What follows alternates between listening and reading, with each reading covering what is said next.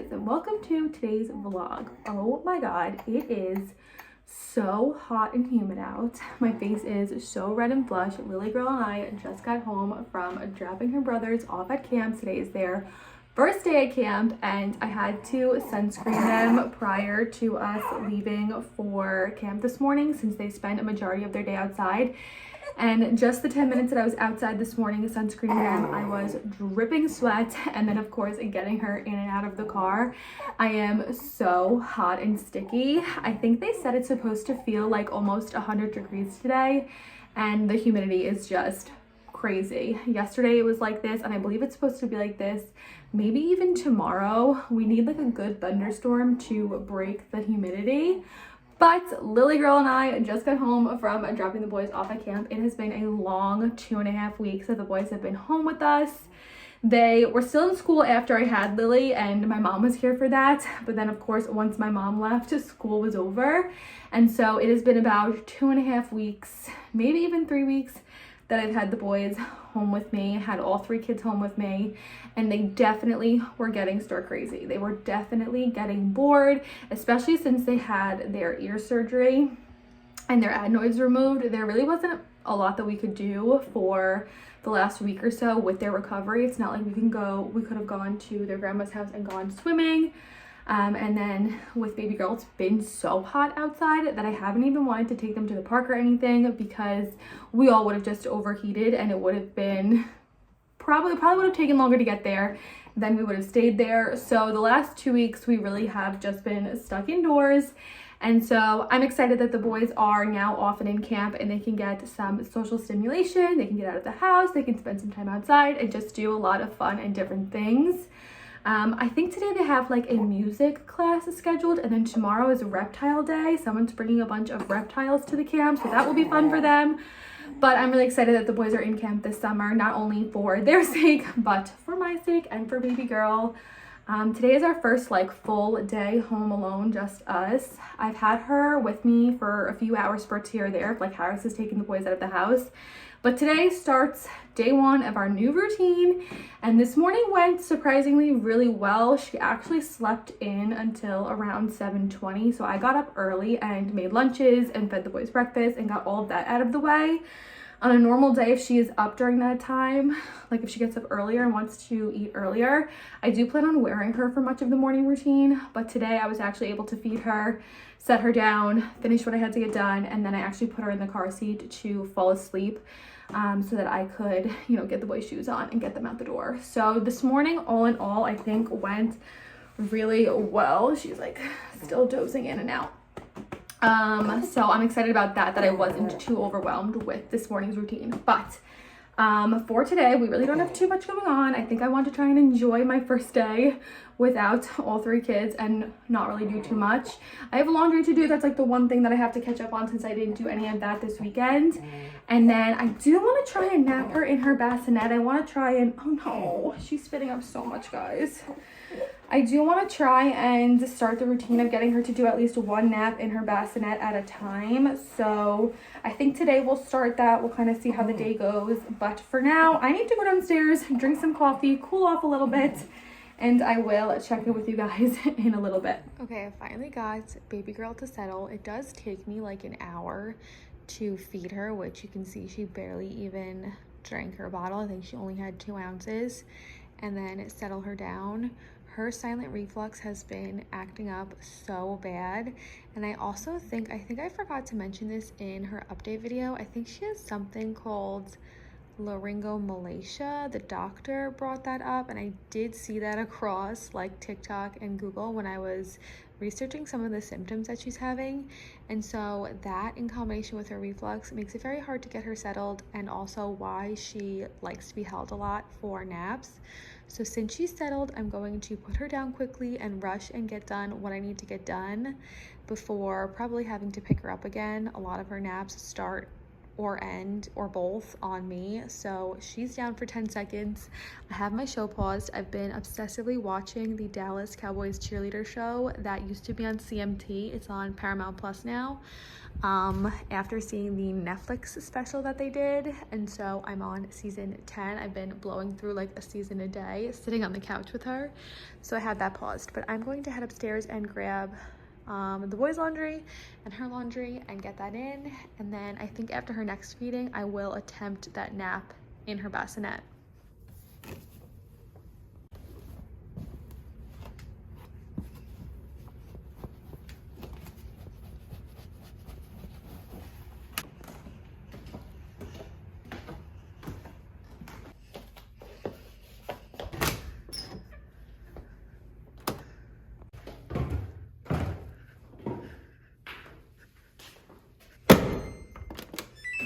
My hair looks crazy.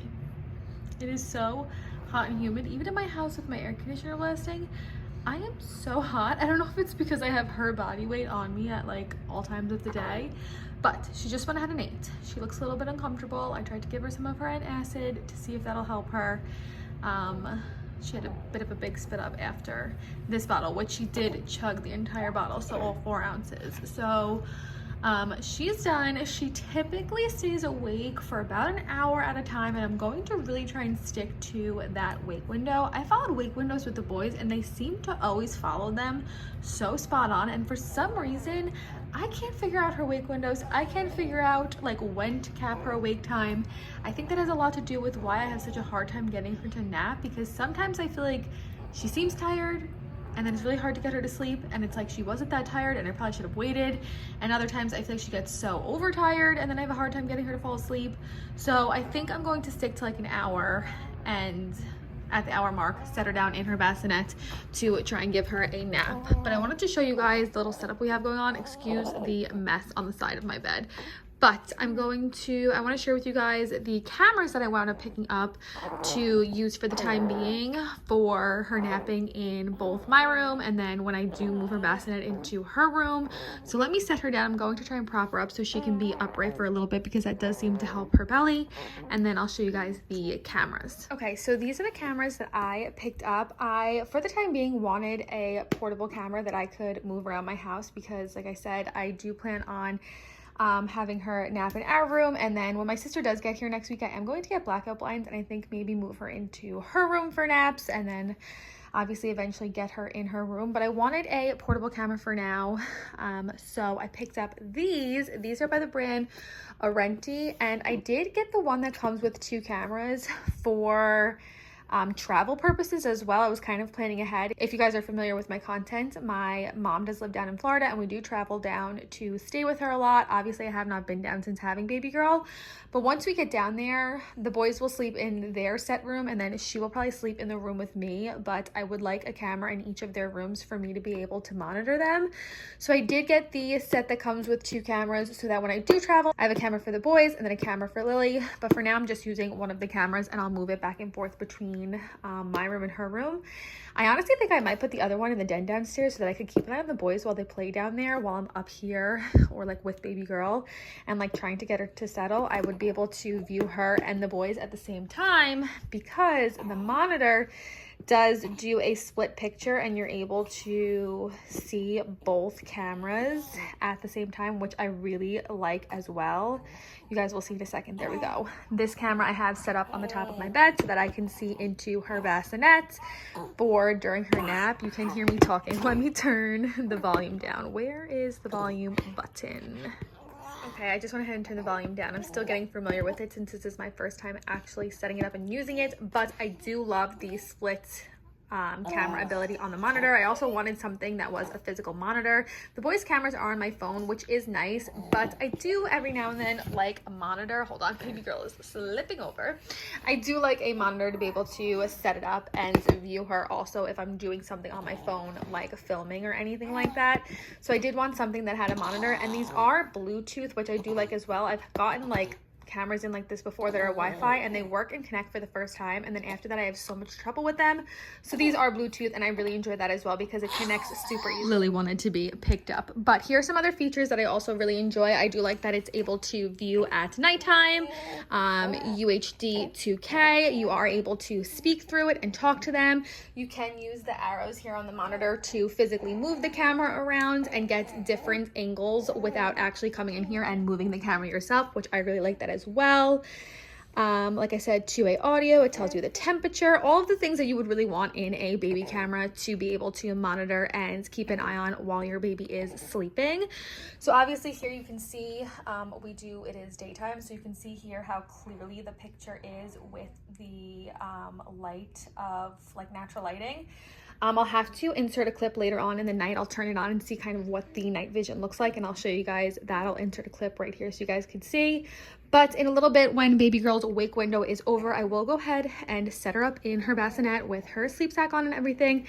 And I'm really going to try and keep this schedule of her trying to nap in her bassinet once a day, and also have her try and settle herself. So I'll get her drowsy and put her in her sleep sack and lay her down in her bassinet awake, and then I'll monitor her through the Arenti camera to kind of see what she's doing and see if and when she's able to put herself asleep. So I will have this link down below if you guys are in the market for a baby monitor. You can purchase it with just like one camera by itself, or like I said, the 2 cameras. I do think there is an app for it as well, because it does say here that it's able to be like, you can download an app with iOS or on Google Play. But for me, I really enjoy just the physical monitor aspect of it. So thank you to Arenti for sponsoring this portion of today's video. I will show you guys an update again later on when I go to set her down. But for now, I'm going to go play with her and try and get some stuff done around the house while she's having a wake time. And then we'll see how this nap goes. And then I do have to pick the boys up at 3. I have to leave my house at 3. I think pickup's around 3:15. So hopefully she's able to settle herself and get down to bed and then sleep for a little bit before I have to get her up to head out. Okay, I put her in. I tried to settle her down to drowsy, and then of course once I walked away, she kind of woke up. She's a very grunty baby, so I hear her doing a lot of grunting, which I think is normal for her. And I think for me, I'm so quick to jump to try and help her when she's grunting. I know it's because of her reflux. So I'm going to leave her. As you can see, I set up the date and time correctly on here, and in, let's say at 1:50, I will go in and check on her if she's crying. But she's not really crying, she's kind of just making noises. So I will keep you guys updated on if and when she falls asleep. Okay, it's been about 30 minutes, and I went in there once, tried to settle her, walked back out, and then went in again like 5-10 minutes later. I'm going to, okay, I know you're not supposed to have burp cloths under their heads. You're not supposed to have anything in there with them, but she is a chronic spitter upper, so there is a burp cloth under her head. I'm awake, I'm watching her, she is okay. I'm going to insert 2 videos right here to show you guys what I'm talking about with this Laryngomalacia that I think she has. The doctor briefly brought it up, and I took videos now so that I can show the doctor, because I genuinely think it's what she has through like research and looking up her symptoms and everything. But you can see she is totally settled, so still, sleeping, comfortable. And then the second video is not even a minute later. I started it a little bit too soon. I was about to walk out. I thought she was asleep. And you can see her gasp for air, scare herself, wake herself up, which she literally just went ahead and did that again. She just gasped for air and is now moving around and grunting.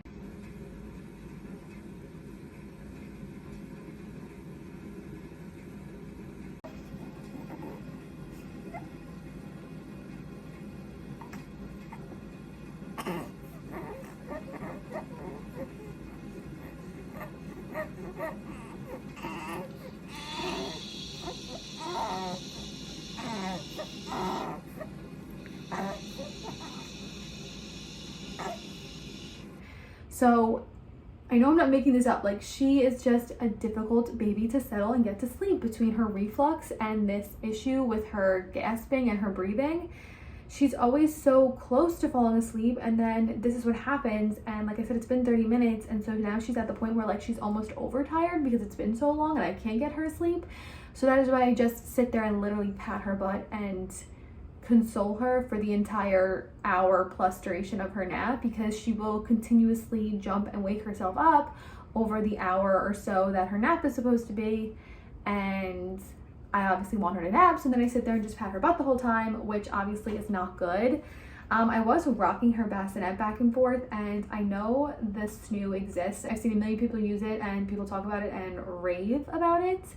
I think honestly she would benefit from this snoo because she likes the constant rocking of the bassinet. Every time she jumped herself awake from her breathing, I rocked the bassinet, and then that helped her like resettle. The snoo would do that automatically. If it felt movement or heard noise, it automatically rocks them back and forth. And I know Harris's sister, I think, used one for one of her kids or has one. His brother-in-law asked us if we wanted it, and I said no because I didn't think we needed it. But I told him to ask his brother-in-law if they still have it, because I honestly think that Lily would benefit from it, and so would I. I wouldn't have to sit there and literally rock her back and forth. So we'll see about getting that in. But she's settled right now. She's sleeping. So it is, where's the time? 2:20 p.m. So I need to leave here at 3. So we'll see if she lasts the whole 40 minutes. I'll keep you guys updated. If you or anyone you know has a kid who has Laryngomalacia, and what Lily is exhibiting is what your child or child you know exhibit, like what their symptoms look like, please let me know down below. Like, I need some validation. I'm definitely going to send these videos over to the pediatrician. I really don't think there's much that can be done for it. Like, I think it's just something that kids have to outgrow, but it would be nice to have like a firm diagnosis on it, and maybe there's like support groups out there or something for it, because it's very challenging to get your baby to sleep when they have this problem. So I'll keep you guys updated. Like I said, it's 2:20 and we'll see how long she sleeps. Okay, final update. First on this camera, I love it. Whoa, it glitched there for a second. I was in there a minute ago. I love it. I love how clear it is. I love all the features. I've been clicking and playing around with it. I love how sleek it is. I mean, really, it's one of the best portable baby cameras that I have tried. And I've tried a few, like I said, some Wi-Fi ones that just don't connect after the first time, and other ones that picture is just not as clear. I really am enjoying this. So again, thank you to Arenti for sponsoring this portion of today's video and sending this my way. I will link it down below for you guys, and I believe I have a coupon code to get some money off if you are in the market for this camera. I think they also have like pet cameras and other sort of cameras over on the website.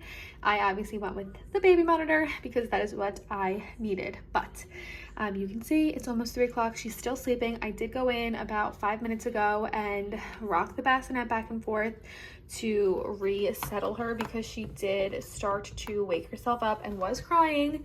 But I did just really gently rock the bassinet back and forth, and she settled again. So that is why I think this snoo would be so beneficial for me. I'm really hoping we're able to get that from Harris's sister, because it is really, really pricey. It's not something that I could personally afford right now, but if we're able to get it like secondhand from a family member, I think it would be so worth it for my sanity and for baby girl to be able to get some sound sleep. But I need to wake her up now, which is very sad. I definitely think going forward, I'm going to try and do this practice nap after her 10 o'clock feed, so that she can, even if she takes a long time, she will have some time to sleep. And then I feed her again at 1, and then after her 1 o'clock feed, have her just like contact nap or something on me, so that I could just easily get her in the car seat and head out, because I need to leave now, and then I'll feed her again once we get back. But loving this, and loving that I got at least a 40-minute nap from her, even though it did take a while. I'm really proud of her. Like, this is the first time in weeks that I've been able to get her to sleep independently, and I just know, I was talking to my mom about it, the only thing I can do is help her learn how to sleep with her issues. If she has Laryngomalacia, there's nothing that we can really do for it. We have to wait for her to grow out of it. So if I can help her figure out how to sleep with it, then that would be a win for her. Okay guys, I'm jumping on to quickly end the vlog. It is actually the next day, and I wanted to give you guys a brief update. So last night it took her about an hour to settle, which is a lot better than the 3 hours that it would normally take me rocking her and walking around my room. And honestly, it wasn't like a consistent hour of me trying to settle her. She would like doze in and out and then wake up a little bit, and then doze in and out and then wake up a little bit. So At the hour mark, she was like in a deep sleep and down for the rest of the night and slept until 12:30. She officially fell asleep around 8. I fed her around 6:30, 6:45. So that's a pretty good stretch. And then I'm clearly editing right now and baby girl is up in her bassinet. She is down for her little bassinet nap of the day, and it took me, I think, 40 minutes to get her to settle today. And she's been down for an hour so far. So far so good. Loving the monitor. Very proud of baby girl for doing so well with settling herself. I think it's just going to be a learning curve with all of her issues. I actually found a Facebook support group for Laryngomalacia that I put myself in yesterday, and reading a lot of their posts and seeing videos of other kids, like I'm really confident that this is what she has, and my mom gut is just telling me it's what she has. So I have been taking a lot of videos of like her eating, her gasping, her sleeping, and her gasping and all that kind of stuff, and I plan on sending them to her pediatrician and seeing if it's worth getting her scoped by an ENT, because that's who would have to formally diagnose it, and then see if there's anything we could really do for it. I know it's something that most kids have to outgrow, but it is something that can also bring along a lot of other issues like respiratory issues when she gets sick. So I don't know, maybe it'll be a good idea to talk to an ENT. I actually have to go to the boys ENT in 2 weeks, I think, for their 1-month follow-up for their ear surgery. So maybe when I'm there, I'll bring it up to him and see if it's worth getting a formal diagnosis and just like learning more about. But I hope you guys enjoyed today's video. If you did, don't forget to give it a big thumbs up, and with that being said, I'll see you guys in my next video. Bye guys.